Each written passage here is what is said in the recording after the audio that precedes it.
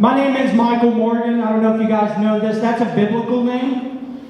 It's after the archangel my mother named me. And I realized something recently, that the worst kids on the planet all have biblical names.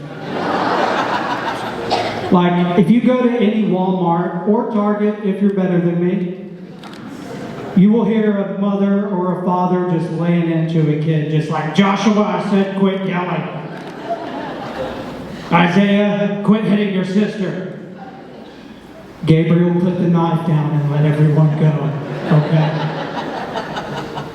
I'm from East Texas. Anybody East Texas in here? Oh, there we go. I love East Texas. The only thing is I'm from kind of a white trash part of East Texas. Like the kind of white trash where your Sunday school teacher and your first kiss. Yeah. It's usually the same person. So that's okay. I was raised pretty white trash in East Texas. I grew up in government apartments for like the first 5 years of my life, raised by a single mom in the 90s. Before parenting is what it is today, okay? In the 90s, it was really still being beta tested. It was like bowling. They did it on the weekends. But whoever was off work when my mom was gone, or when my mom was at work, whoever was off work at our apartment complex, that's who our babysitter was, you know? So my sister and I would just wake up in the morning, there would be a stranger smoking a cigarette on our couch, just like, you kids ever stripped copper before? It is a miracle that we survived that. But I grew up Pentecostal. Any Pentecostals in here? There's a few. We're scattered. I don't know if you guys all know what Pentecostal is, but I'll tell you, it's just like normal church, okay? Just like normal church. If someone ran through the back door and yelled bomb, okay? I grew up in it. People will just take off running, just in the middle of a service, just circles around the church. I learned how to block for football in church. Just trying to get to the bathroom. It's insane. My grandmother, my parents pastored a Pentecostal church, and my grandparents pastored it before. And my grandmother had just your normal Pentecostal hairdo, just 4 foot tall Marge Simpson, 3 gallons of hairspray, and about 500 bobby pins. And the second she'd start shouting, you're just dodging bobby pins like it's grenade shrapnel. But I started going there when I was about 6 years old, okay? And everyone there spoke in tongues, you know? And as a 6-year-old, no one really told me what was going on. So I spent a large portion of my childhood just thinking that we were Hispanic.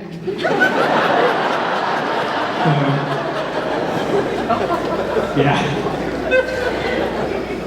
We grew up poor too. I don't know if you know this, there's not a lot of money in being a Pentecostal pastor. But we grew up poor. We didn't really have health insurance. Our health insurance was prayer. My dad would just rub anointing oil on my broken arm, just like he's Mr. Miyagi, just, you know. We never took vacations. We never really took vacations. We would drive to a hotel an hour away from our house.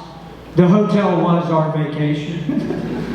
We were real small. Our parents just lied to us pretty much. It's this is Six Flags. We would get there and just do you see there's no line for the treadmill? This is fantastic. But I actually realized how poor we were when I was about 10 years old, and my mom sent me to school to pay for my $3 lunch tray with a check that bounced. There's still a picture of me up in the lunchroom, just So my mom used checks like they were IOUs, okay? Like I have a $200 check that she gave me for my 16th birthday in 2005.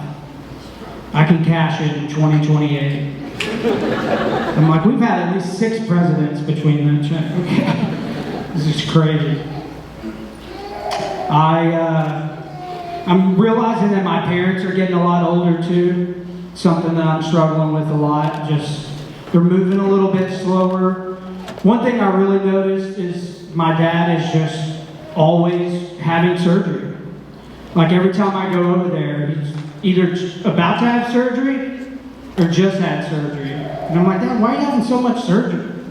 He's just like, well, I'm getting my shoulder done because when I'm ready for the other shoulder, I'll get a discount. We're even having surgery. Sears?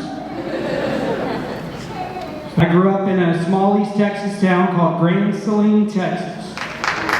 Maybe there's a few of us here. I like Grand Saline too, but I will say it's a real small country town. You can tell how country it is because half of the population there is legally named Bubba. I don't know if you guys have ever seen a Bubba out in the wild, but you can spot them pretty easy. They're always in the same outfit. Overalls. Crocs. That is an outfit that screams, I have more DUIs than teeth. Okay? You know? But I've got Bubbas in my family too, and like I've never once had them give me any kind of information that I needed to know, you know? They never came up to me just like, hey Michael, here's what you want to know about Roth IRA. They came up to me like, look at this huge poop I got. It's fantastic. I didn't date a lot in Grand Saline either. It's, like I said, it's a town of like 3,000 people, so I didn't really date a whole lot. Mainly because I've always looked like this also. Like if Peter Pan played drums for Fall Out Boy. But it's hard, it's pretty impossible to date in a town like that, you know? I feel like you go on a date and you're just like, man, we got along so well. We have so much in common. DNA. That's what we have in common. So, probably a meemaw, I imagine. Too, yeah. You guys having a good time?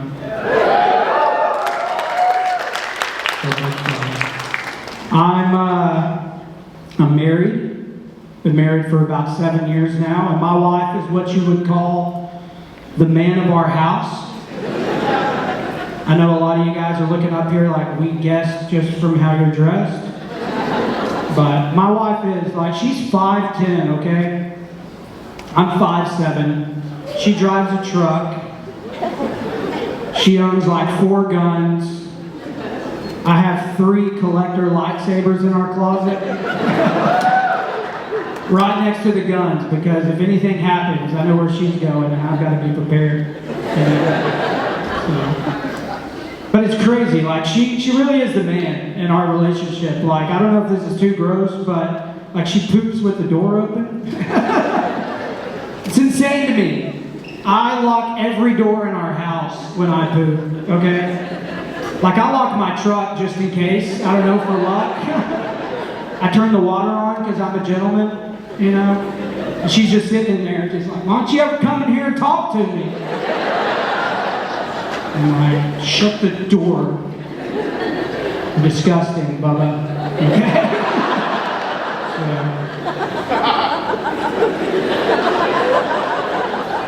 We also try to find a lot of things that we can do together. You know, it's hard as a married couple to try to find things that you have in common and things that you can go to do together.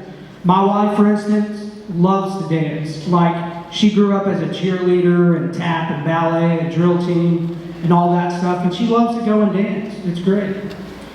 I was in musical theater.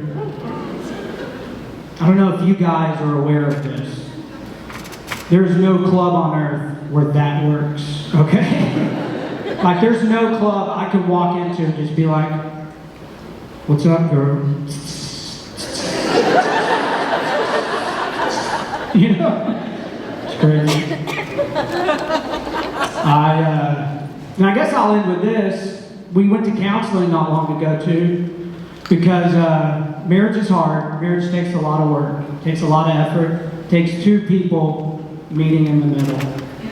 Or that's what Miss Carol said. I wasn't really listening. So, but I assume that's what she said. It said it on the flyer anyway. So. But we went to counseling about 3 years ago. But we quit going to counseling because, true story, our counselor called my wife the B word. Oh, yeah. Felt a lot of gasp in here. And you're right. I'm not sure how good of a counselor she is, to be honest. Also found out she works part-time at Chipotle. So I don't know if you should be talking to me about commitment, Carol. Okay. But I will say, and I'll leave you with this little bit of advice. Men, if you ever find yourself in that situation, stand up for your wife, okay? Stand up for your wife. You can applaud that. That's okay. That's good advice, guys. That's some good advice. All right? Have her back. Be there for her, okay? What you don't want to do is say, babe, that's a professional opinion, okay? Thank you guys so much. I'm Michaelmorgancomedy.